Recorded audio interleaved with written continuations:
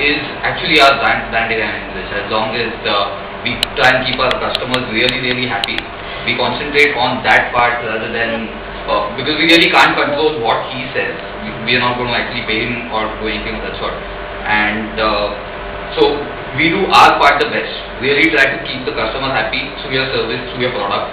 And we've seen that actually just doing that is really good enough. As in, we've gone, as in, I'll give you a couple of examples. What we do is very simple thing. With every t-shirt that we ship, we actually send a very small thank you note, which is personalized, written by hand, which goes with the packet. And it has been appreciated like n number of times. People will go out of their way and either tweet about it, write about it, email us saying that, wow, that's really nice. And it just takes like, what, 5 minutes? Not even 5 minutes. But just that personal touch is something that the customer nowadays is missing. As in, they just feel like you buy something online, payment, the hassles, and you really have to run behind getting that stuff. And at the end of it, the fun of actually buying online is lost. But if you can really do something that is different or out of the box and that really catches their attention, it really makes them happy. And people really go to extremes. As in, we had a stall at this Kala Ghoda Art Festival in Mumbai, and we obviously met a lot of our customers who had previously shopped with us online. And these guys from Mumbai who actually came down and they're like so happy to see us there. They opened their wallets and they took out these 2 notes and oh, did you write these notes for us? They were actually carrying them with them for whatever number of days, and just small things that really make customers happy, and then they will go out of their way and really talk about you. And so as she said, 100% agree that your product really has to be good, your service has to be outstanding, and only then people will essentially go and talk about you. And you can obviously create these opportunities yourself. As in, one thing is the product, but second is in terms of opportunities, we obviously, whenever you innovate, people will try and essentially get cognizance, give cognizance to what you're doing. So we do this, we started it about a year and a half ago, and we do it on an annual basis. What we do is we have an application called TweetBit. Essentially, it's a Twitter-based application where for a month also every day we auction off a t-shirt starting at 1 rupee. Okay, and essentially people can just tweet what price they would want to pay, and they can essentially increment the bid value. And at the end of the day, automatically it goes to the highest bidder. And you've seen that essentially the amount of one-on-ones that we established, the amount of people who got involved was tremendous. As in, at the end of the month, we had we knew maybe 100 or 200 people one-on-one. We used to have conversations. They used to talk amongst each other that, oh, wait for, let me bid this today, you bid tomorrow. And these kind of conversations are really good for the brand, because essentially that you're really not selling the product per se, you're not really saying that buy my product, but essentially you're just creating a buzz which essentially raises you in the eyes of everyone. But essentially now you have to drive it in some form or other. So such things, I think innovation is one thing, and product service, as I said, 2 things that can essentially get you your evangelist, and people go out of their way and talk about it. Believe me. See, for us, being an online platform and having applications, traffic matters a lot. So what we call as customers are basically the users of our applications and our website. The restaurants are of course our clients. So if you're talking about customers that are users, social influencers help us a lot in increasing the frequency of usage of our website or our apps. And the reason for that is, normally as a product, you would see it, it would end up appearing on the first page of Google somewhere. SEO is good. So people will find out by chance someday or the other, and that's how organically traffic is going to increase.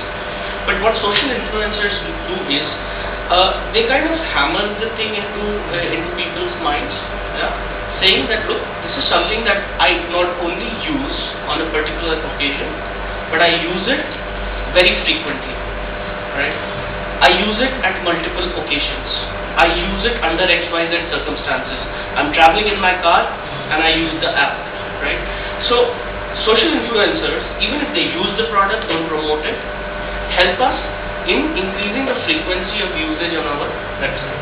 Not only that, let's see how the social influencer actually ending up doing it.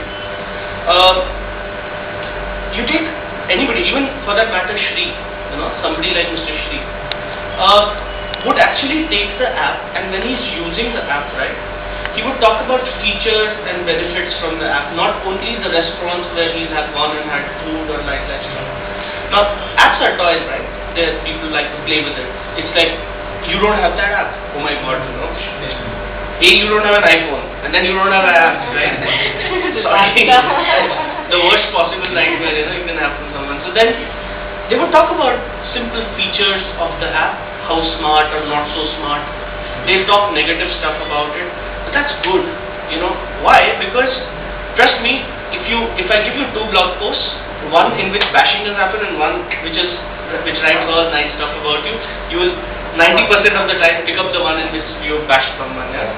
So we like bashing because obviously, like Radha said, it gives us a lot of customer feedback. So we are able to improve our products. In fact, we do it like that. We got a lot of requests from people saying that you should introduce XYZ feature. It helps us. You also had that contest also going on when people had to give feedback. Absolutely. So that was something very actively that we promoted. We didn't really involve social influencers, but here's what happened. She wrote about it. She's an influencer according to me. Yeah. He ended up writing about it because he's a blogger at the end of the day. So when he writes about such stuff, people say, oh my god, if this is worth Shree's time, it is definitely worth our time. If Shree's taken time to criticize or laud the product, then it is definitely worth our time as well. And this, I think, is how the social influencer thing works for a product like ours, which is very, very customer centric. Yeah. So it does help in improving sales. Why? Because the more traffic we have, the more engaged traffic we have. There are people who tweet stuff like, I've been just passing time on the app for about 2 hours now, just randomly browsing. I mean, that's the kind of stuff people do. Not everybody does meaningful stuff, right, on a website. I mean, 9gag, how many people really browse 9gag? There's nothing meaningful about it, So, the Zomato website is also something where you necessarily don't always come and, order. You just decide for something that you're planning, let's say 7 days ahead. So, the idea is to give them something to play with. Yeah, and when the social influencers talk about it, people feel that it is worth their time.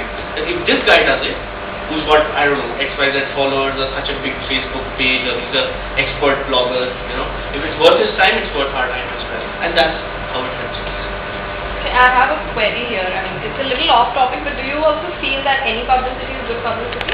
Or, I'm just asking generally, what are your views? No. Pandit. Not necessarily.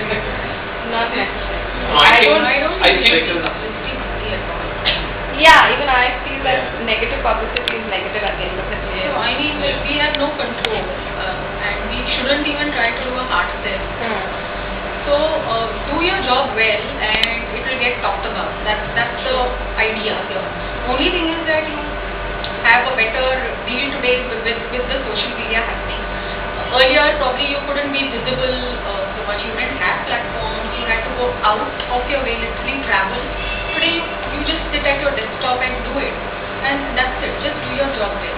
And I think things have been faster with social media. Yeah, exactly. So traditionally, if you had negative publicity, it would take a longer time to affect you. Now, negative publicity can destroy you very quickly in certain situations.